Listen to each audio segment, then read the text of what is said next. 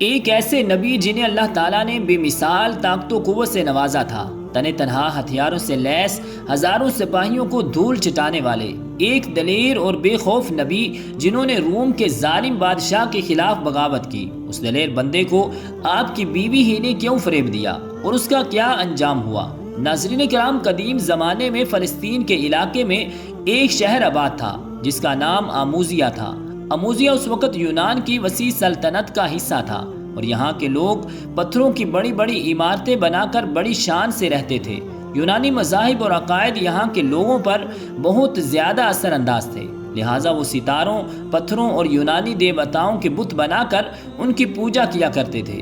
ان کے مذہبی رہنماؤں نے مختلف دیوی دیوتاؤں کے نام رکھے ہوئے تھے، جن میں بارش، طوفان، سورج، چاند، رزق اور طاقت کے الگ الگ دیوی دیوتا تھے۔ لوگوں کو متاثر کرنے کے لیے انہوں نے ان دیوی دیوتاؤں کے متعلق نہایت ہی عجیب و غریب کہانیاں مشہور کر رکھی تھیں۔ اموزیہ کے لوگ ان دیوی دیوتاؤں کے افسانوں کو بہت ہی دلچسپی سے سنا کرتے تھے اور ان کے عقیدت مند تھے۔ شہر اموزیہ کے بادشاہ کا نام فوتا تھا۔ وہ نہایت ہی ظالم و جابر انسان تھا۔ جو کوئی بھی بادشاہ کا حکم نہ مانتا وہ اسے بے رحمی اور اذیت کے ساتھ مار ڈالتا۔ وہ معمولی باتوں پر لوگوں کو قیدی بنا لیا کرتا تھا۔ فوتا نے بحر روم کے کنارے ایک بہت بڑا محل بنایا تھا جہاں وہ ہر سال اپنے دیوی دیوتاؤں کو خوش کرنے کے لیے جشن منایا کرتا، جس میں خوب ناچ گانے، رقص، آتش بازی، یہاں تک کہ زناکاری بھی ہوا کرتی تھی۔ اس عمارت کے بڑے بڑے ستون تھے اور وہ محل دور سے ہی نظر آتا تھا۔ بادشاہ کے پاس 6000 سپاہیوں کا ایک طاقتور اور تربیت یافتہ فوجی لشکر تھا۔ فوتا کو اس بات کا غرور تھا کہ اس کے پاس ایک ایسا لشکر ہے جسے دنیا کی کوئی فوج شکست نہیں دے سکتی۔ شہر اموزیہ کے گرد و نواح میں چھوٹے بڑے بہت سارے دیہات اور گاؤں آباد تھے، جن میں بنی اسرائیل کے مختلف قبیلے بھی بسے ہوئے تھے۔ وہ غریب لوگ تھے اور کھیتی باڑی کرنے کے ساتھ ساتھ بھیڑ بکریاں پال کر گزارا کرتے تھے۔ فوتا کے سپاہی اکثر ان دیہاتوں پر حملہ کرتے اور ان کے بھیڑ بکریاں مال و زر لوٹ لیتے۔ ظلم کی انتہا یہ تھی کہ وہ یہودی مردوں کو بھی قتل کر دیتے تھے اور عورتوں کو اپنی کنیزیں بنا لیتے اور ان پر طرح طرح کے ظلم ڈھاتے۔ بنی اسرائیل کمزور تھے اور فوتا کے لشکر کو شکست نہ دے سکتے تھے۔ بنی اسرائیل خدا سے دعا کرتے اور اس ظلم سے نجات کے لیے گڑ گڑایا کرتے۔ آخرکار ایک دن یہودیوں کے تمام بزرگ ایک جگہ جمع ہوئے اور یہ مشورہ کیا کہ فوتا کے خلاف ایک ایسے شخص کو کھڑا کیا جائے جو اس کی طاقت اور غرور کو چکنا چور کر دے۔ کچھ لوگوں نے ایک قافلے سے سن رکھا تھا کہ قریب کے علاقے میں ایک بہت ہی طاقتور شخص رہتا ہے جو بہت ہی عبادت گزار ہے اور اکثر روزے رکھتا ہے، لیکن نہایت ہی مضبوط اور طاقت و قوت کا مالک ہے، جس نے ایک دفعہ اپنے ہاتھوں سے بغیر کسی خنجر یا تلوار کے ایک خونخوار شیر کو بھی مار ڈالا ہے۔ چنانچہ بنی اسرائیل کے لوگوں نے یہ فیصلہ کیا کہ ہم سب اس شخص کے پاس جا کر فوتا کی شکایت کریں گے اور اس سے یہ گزارش کریں گے کہ وہ ہماری مدد کرے۔ دراصل یہ شخص اللہ کے پیغمبر حضرت شمعون علیہ السلام تھے۔ کچھ علماء انہیں نیک ولی قرار دیتے ہیں، البتہ توریت و انجیل میں شمعون علیہ السلام کو نبی قرار دیا گیا ہے، جنہیں اللہ تعالیٰ نے غیر معمولی طاقت سے نوازا تھا اور ان کی یہ بے مثال طاقت ہی ان کا معجزہ تھا۔ مورخین کے مطابق شمعون علیہ السلام خود یہودی تھے اور آپ کا تعلق بنی اسرائیل کے قبیلہ بنو دان سے تھا۔ آپ کے والد کا نام مانو تھا۔ بہرحال جب یہودی شمعون علیہ السلام کے پاس پہنچے اور فوتا کے ظلم کے متعلق بتایا تو آپ علیہ السلام نے اس ظلم کے خلاف لڑنے کا فیصلہ کر لیا اور وہ مظلوم لوگوں کے مسیحا بن گئے۔ پہلے تو حضرت شمعون علیہ السلام فوتا کے دربار میں تشریف لے گئے اور اسے اور اس کے پیروکاروں کو دین کی دعوت دی۔ آپ علیہ السلام نے اسے ظلم و جبر اور شرک و بت پرستی سے توبہ کرنے کو کہا اور اسے عذاب الہی سے ڈرایا، لیکن اہل اموزیہ اور بادشاہ فوتا نے شمعون علیہ السلام کی دعوت کو سرے سے انکار کر دیا اور بادشاہ آپ کی جان کا دشمن بن بیٹھا۔ لہٰذا شمعون علیہ السلام نے اب فوتا اور اس کے لشکر سے لڑنے کا فیصلہ کیا۔ حضرت شمعون علیہ السلام اکیلے ہی فوتا کی فوج سے ٹکرا گئے اور تن تنہا اس کے سینکڑوں بلکہ ہزاروں فوجیوں کو مار ڈالا۔ جب فوتا کو اس کی خبر ہوئی تو وہ گھبرا گیا اور حیران رہ گیا کہ کوئی انسان اس قدر طاقتور کیسے ہو سکتا ہے جو ایک ایسی فوج کو اکیلے شکست دے دے جنہیں آج تک کوئی شکست نہ دے پایا۔ فوتا نے اپنے سپاہیوں کو حکم دیا کہ شمعون کو ایک لوہے کے جال میں پھنسا لیں۔ لہٰذا جب دوسری مرتبہ جنگ ہوئی تو سپاہیوں نے آپ علیہ السلام کو جال میں پھنسا دیا، لیکن شمعون علیہ السلام اس قدر طاقتور تھے کہ آپ نے اس لوہے کے زنجیر نما رسیوں کو بھی توڑ ڈالا۔ حضرت شمعون علیہ السلام نے فتح اور اس کے فوجیوں کو خبردار کیا کہ اگر انہوں نے عام لوگوں پر ظلم و ستم بند نہ کیے تو وہ اس طریقے سے نقصان اٹھاتے رہیں گے اور تباہ و برباد ہو جائیں گے۔ اب حضرت شمعون علیہ السلام یہودیوں کے مسیحا بن چکے تھے اور پورے روم یونان میں آپ کی شہرت عام ہو چلی تھی۔ اب جہاں کہیں بھی فتح کے فوجی ظلم کرنے جاتے، حضرت شمعون علیہ السلام وہاں پہنچ جاتے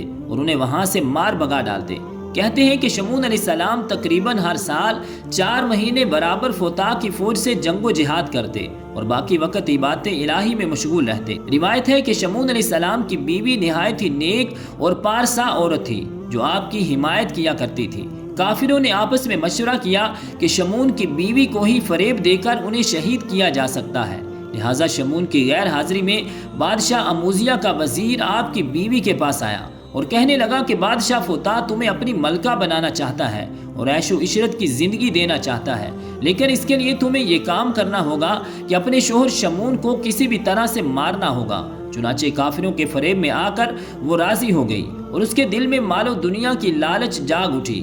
ایک رات حضرت شمعون علیہ السلام کی بیوی نے سوتے وقت حضرت شمعون کو ایک زنجیر میں باندھ دیا۔ جب حضرت شمعون علیہ السلام اٹھے تو ہاتھ پاؤں ہلاتے ہی زنجیر ٹوٹ گئی۔ اس بات کی خبر بادشاہ تک پہنچی کہ شمعون علیہ السلام نے زنجیر کو بھی اپنی طاقت سے توڑ ڈالا ہے۔ تب شاہ اموزیہ بولا کہ لوہے کی زنجیر سے اور کوئی چیز مضبوط نہیں ہے۔ چنانچہ کچھ دنوں بعد جب حضرت شمعون علیہ السلام لڑائی سے واپس آئے تو اپنی بیوی کے ساتھ باتیں کر رہے تھے۔ تب آپ کی بیوی نے آپ کی قوت و طاقت اور لڑائی کی باتیں شروع کر دی۔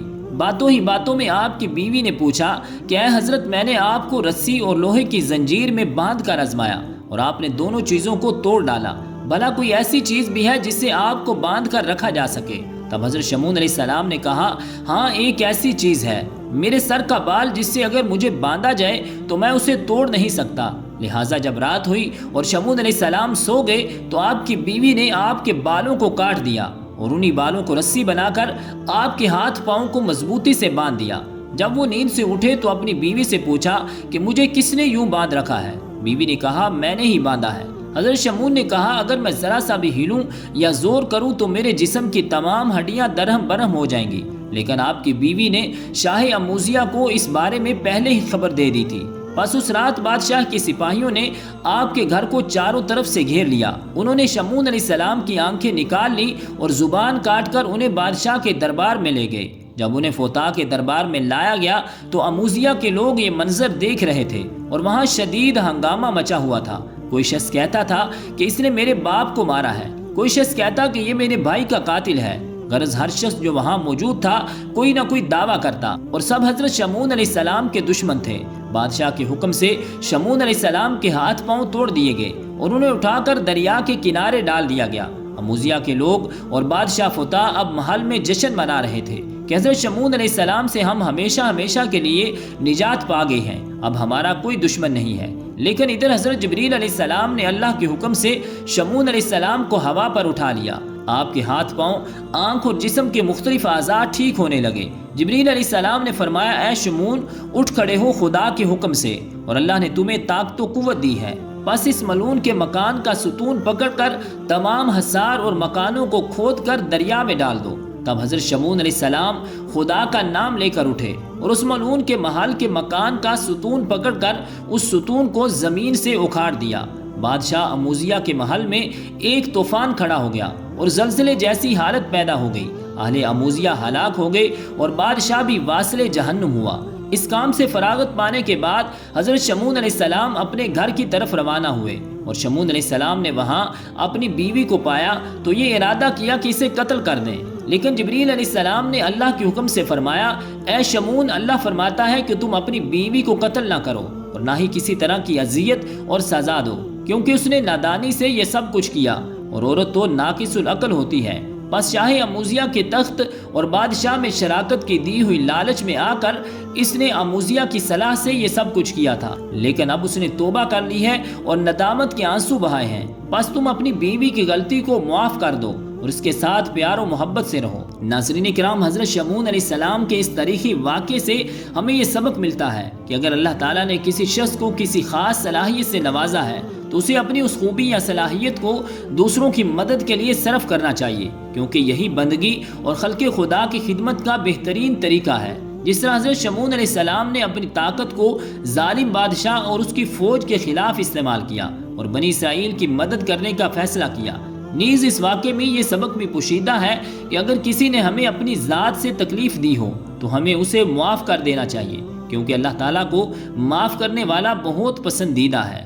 تو رب ذوالجلال کی بارگاہ اقدس میں دعا ہے کہ خالق کائنات ہمیں عمل کی توفیق اور ہمت عطا فرمائے، آمین بجاہ النبی الکریم الامین۔